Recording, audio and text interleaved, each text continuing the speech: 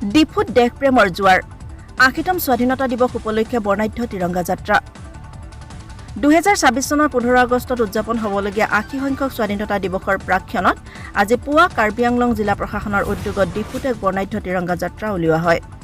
কাছা ষ্টেডিয়ামৰ পৰা আৰম্ভ হোৱা এই তিৰংগা যাত্ৰা গুৰুদ্বাৰা শিৱবাৰী বন বিভাগৰ কাৰ্যালয় আৰু ফ্লাইঅভাৰ অতিক্ৰম কৰি উপায়ুক্তৰ কাৰ্যালয় ডিফুত সমাপ্ত হয়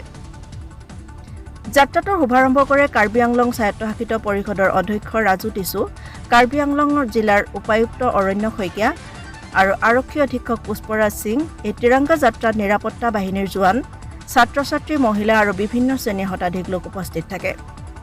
স্বাধীনতা দিৱস উপলক্ষে দেশপ্ৰেম জাতীয় ঐক্য আৰু হৰ ঘৰ তিৰংগা অভিযানৰ বাৰ্তা জনসাধাৰণৰ মাজলৈ কঢ়িয়াই নিয়াৰ উদ্দেশ্যে এই তিৰংগা যাত্ৰাৰ আয়োজন কৰা হয় যাত্ৰাটোত অংশগ্ৰহণকাৰীসকলে হাতে হাতে জাতীয় পতাকা লৈ দেশপ্ৰেমমূলক শ্লোগান ধ্বনিৰে সমগ্ৰ পৰিৱেশ মুখৰিত কৰি তোলে কাৰ্বি আংলং জিলাৰ ডিপুৰ পৰা ৰয়েল ইছলামৰ প্ৰতিবেদন পাব্লিক টিভি অসম